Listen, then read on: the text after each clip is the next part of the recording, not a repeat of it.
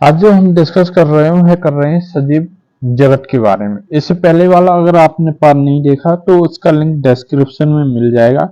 जिसके बारे में हमने डिस्कस किया था वह पार्ट था सजीव। आज सजीव के जगत के बारे में हम डिस्कस कर रहे हैं। इससे पहले वाले पार्ट का आप लिंक डिस्क्रिप्शन में देख सकते हैं। और अगर आप व्हाट्सएप या टेलीग्राम ग्रुप से जुड़ना चाहते हैं तो आप इसमें जो डिस्क्रिप्शन में लिंक दिया है उससे आप जुड़ सकते हैं। चैनल को अगर लाइक शेयर सब्सक्राइब नहीं किया तो आप कर सकते हैं।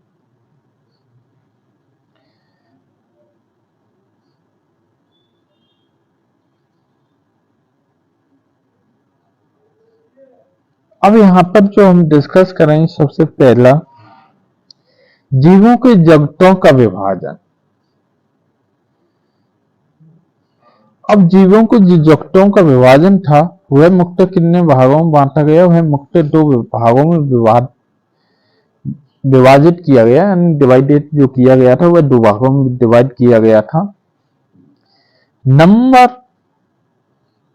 पादप जगत और जंतु जगत। अब पादप जगत और जंतु जगत के बाद आर.एच. हिटले ने सजीवों को पहले इसको कितने दो भागों में डिवाइड किया गया था। फिर आर.एच. हिटेकर थे, उन साइंटिस्ट ने क्या किया था, सजीवों को 5 जगतों में विभाजित किया था। वह 5 जगत क्या क्या थे उसके बारे में सबसे पहले उन्होंने किया मोनोरे जगत। इसमें जीवाणुओं का अध्ययन किया गया। जो मोनेरा जगत था इसमें जीवाणुओं का अध्ययन किया गया था।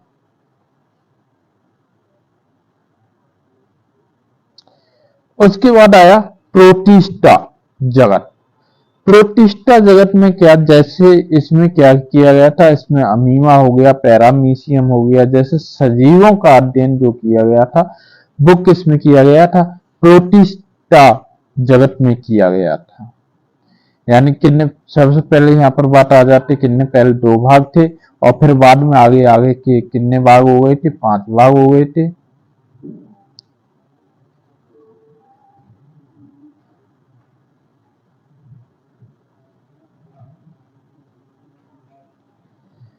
जो प्रोटिस्टा जगत था उसमें हमने बता दिया था कि कितने, जैसे सजीवों का यानी अमीमा और पैरामीशियम जैसे जो प्रोटिस्टा जगत थे वो किस में आते थे, ये सजीवों का अध्ययन किया गया था। ये कौन सा जगत था, प्रोटिस्टा जगत था। अब कवक जगत कौन से होते हैं, जैसे मशरूम हो गया, फफूंद हो गया, जैसे सजीवों का अध्ययन किया जाता है। जो कवक होते हैं, मशरूम हो गया और फफूंद कैसे हैं, आपके सजीव हैं। पादप जगत की अगर बात की जाए, जैसे फ्लोरा, इस जगत में पौधों के विषयों में पढ़ा जा सकता है। किसी जगह पर पादपों को फ्लोरा कहते हैं, किसी जगह पर पादपों को क्या कहा जाता है, फ्लोरा कहा जाता है। जंतु जगत या फौना, इस जगत में जंतुओं को विषय में पढ़ा जा सकता है। किसी जगह पर जंतुओं को फौना कहते हैं। अब जैसे कोई जगह है उस जगह को क्या कहते हैं, जंतुओं का फौना कहते हैं।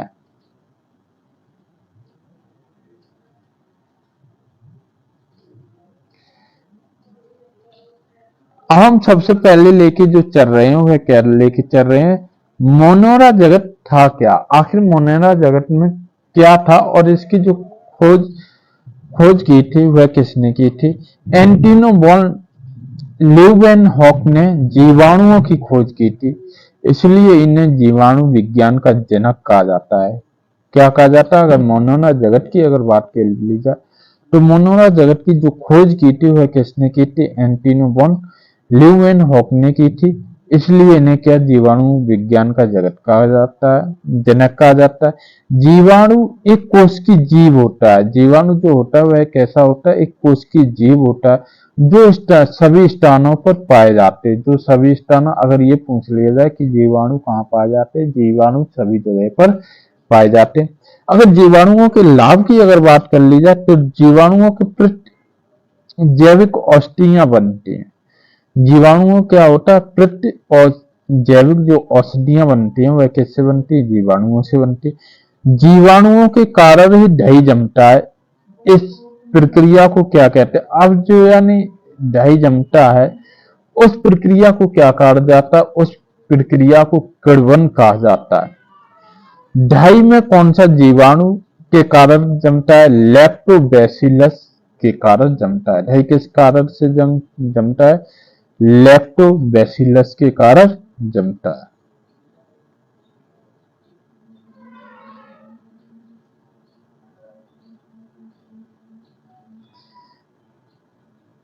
जीवाणुओं के कारण ही पनीर बनता है। अब जीवाणुओं के कारण ही क्या बनता है? पनीर बनता है। जीवाणुओं के कारण ही सिरका बनता है। अब जीवाणुओं के कारण क्या बनता है? सिरका भी बनता है। सिरका किसके? जीवाणुओं के कारण ही बनता है। जीवाणुओं से हानि क्या क्या? जीवाणुओं से सबसे पहली जो हानि है वह क्या होती है? बीमारी फैलती है। जीवाणुओं के कारण भोजन में विषाक्त या खराब हो जाता है। अब जीवाणु के दो कारण हो सकते हैं, या तो सबसे पहले क्या होता है कि यानी बीमारी फैलती है, और दूसरा कारण यह आ जाता है कि भोजन के विषाक्त या खराब हो जाता है।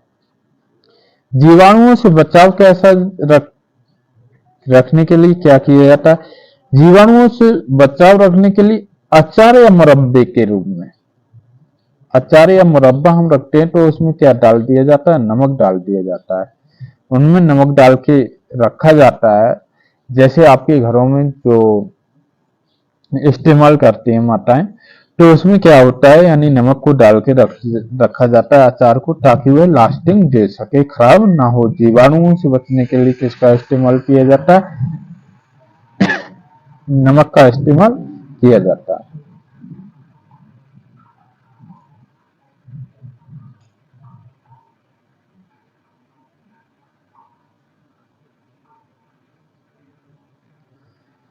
जीवाणुओं से बचने के लिए चीजों को कोल्ड स्टोर में रखा जाता है। चीजों को कहां रखा जाता है? कोल्ड स्टोर में रखा जाता है। जीवाणुओं से बचाने के लिए चीजों को गर्म करके भी रखा जाता है।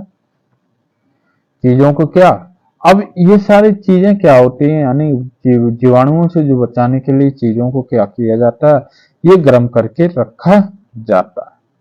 अब हम जो डिस्कस करते हैं वह किसके बारे में डिस्कस करेंगे? प्रोटिस्टा जगत। प्रोटिस्टा जगत क्या होता है?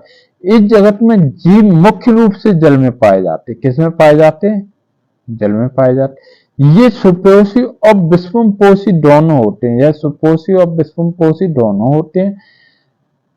प्रोटोजोआ प्रोटोजोआ की अगर बात कर ली जाए तो अमीबा और पैरासियम आदि ये बीमारी फैलाते हैं। ये क्या करते हैं? बीमारियां फैलाते हैं। क्या फैलाते हैं? बीमारियां फैलाते हैं। अब बीमारियां कौन कौन? उसके बाद हम किसके बारे में डिस्कस करें? कवक जगत। और कवक जगत के बारे में अगर बात की जाए तो कवक ये बहुकोषी, यह बहुकोषीय होते हैं। ये मुख्य रूप से गर्म और आर्द्र स्थानों पर पाए जाते हैं। कवक के लाभ क्या क्या हो सकते हैं? ये प्रतिजैविक औषधियां बनती हैं। कवकों से क्या बनती हैं? प्रतिजैविक औषधियां बनती हैं। कुछ कवक भोजन के रूप में प्रयोग होते हैं। कुछ कवक किसके? भोजन के रूप में प्रयोग होते हैं। वह कौन है? मशरूम है। मशरूम सभी ने मैक्सिमम डाइट में इस्तेमाल किया होगा, सब्जी में। खमीर का दूसरा नाम की अगर बात कर ली जाए तो वह ईस्ट होता है। यह एक कवक है जिसका उपयोग बेकरी में उद्योग में प्रयोग किया जाता है। किस में उपयोग किया जाता है? बेकरी में उपयोग किया जाता है। अब जो कवक की हानि होती है, कवक से हानि तो होगी।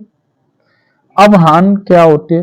कवकों से बीमारियां फैलती हैं। अब कवकों से क्या होता है? बीमारियां क्या होती हैं? फैलती हैं। किससे? कवकों से फैलती हैं। कवक चीजों को खराब कर देता। अब कवक क्या करता? चीजों को खराब कर देता। जीवाणु एवं कवकों को पृथ्वी का अपमार्जक कहते हैं। क्या कहते हैं? पृथ्वी का अपमार्जक कहते हैं, क्योंकि ये मरे हुए जीव जंतुओं से अपघटित करके पृथ्वी को साफ करने में मदद करते हैं। अब लाइकेन, यह सहजीव का दो जीवों को एक साथ रहने, दोनों परस्पर के लाभ पर होता है। किसके लाभ पर होता है? दोनों के जो परस्पर लाभ होते हैं उन पर होना होता है।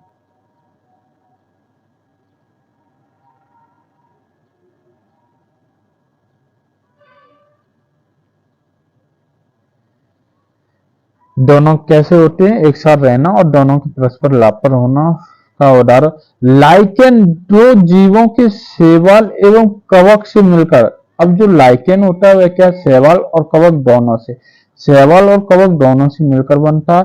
शैवाल भोजन बनाता है और कवक शैवाल को आश्रय प्रदान, कवक क्या करता है? शैवाल को आश्रय प्रदान करता है। लाइकेन वायु प्रदूषक और प्राकृतिक सूचक है।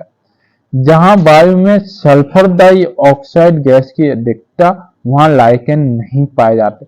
अब सल्फर डाइऑक्साइड की जहां पर अधिक होगी, गैस की मैक्सिमम होगा, तो वहां पर क्या लाइकेन नहीं पाए जाते।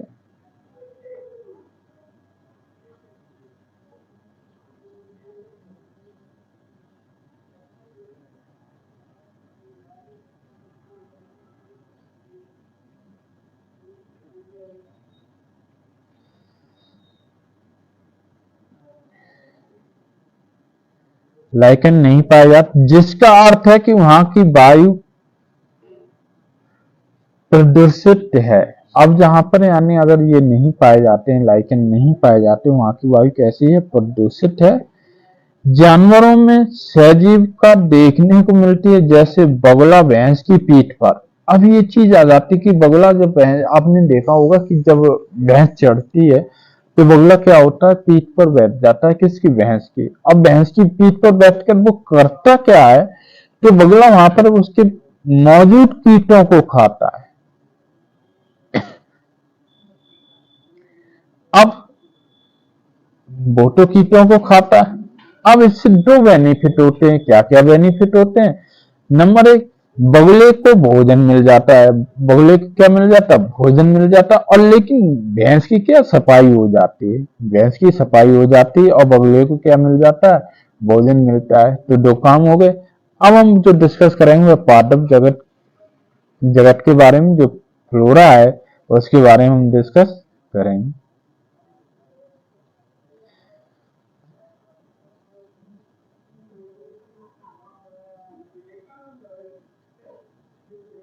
अगर चैनल को लाइक शेयर सब्सक्राइब नहीं किया तो लाइक भी कर लें, शेयर भी कर दें और सब्सक्राइब भी कर दें, ताकि जो आपके फ्रेंड हैं उनको भी इस चैनल से मदद मिल जाए। अगर आप हमारे व्हाट्सएप या टेलीग्राम ग्रुप से जुड़ना चाहते हैं तो उसका भी लिंक डिस्क्रिप्शन में दिया गया, उसमें आप जाके जुड़ सकते हैं।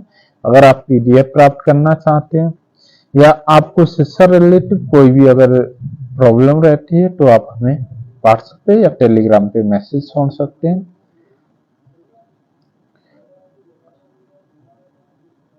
Thanks for watching. जय हिंद, जय भारत।